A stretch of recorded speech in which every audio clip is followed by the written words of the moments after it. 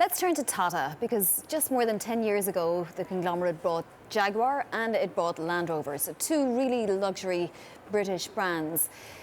It was the crown jewel for a long time, and now suddenly it's a burden, and Tata is looking to do something with them. What might emerge? Well, so Tata is looking at options for Jaguar Land Rover. It just had to write down the value of Jaguar Land Rover by about $4 billion. So it's clearly struggling. Obviously, Brexit is a huge issue, a huge concern for them. They're doing significant job cuts in the UK, but also China is a real big issue. And it's a story for the broader industry where a few years ago, you could sell as many SUVs as you wanted in that market.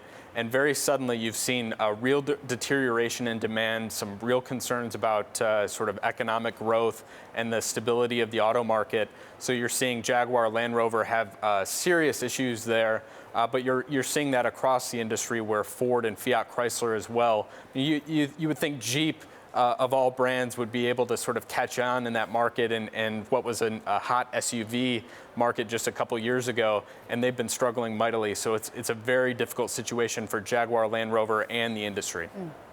They're burning through cash, Craig. Why is Tata taking so long to make this decision? Why has it taken so long to make this decision?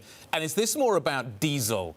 Land Rover didn't offer a petrol engine, and that was a huge problem, certainly in the European market. Yeah, there have been, that's a great point. The regulatory structure in Europe is also a huge problem for the European car makers recently, where getting diesel vehicles certified under sort of stricter parameters that have been put in place just in the last few months has caused serious delays. That certainly hasn't helped matters. But they also just are a company that, a few years ago, to the point earlier, was the crown jewel. I think Tata got a lot of credit for what they did with Jaguar Land Rover. They took it over from Ford and they turned it into a company that was doing quite well for a time.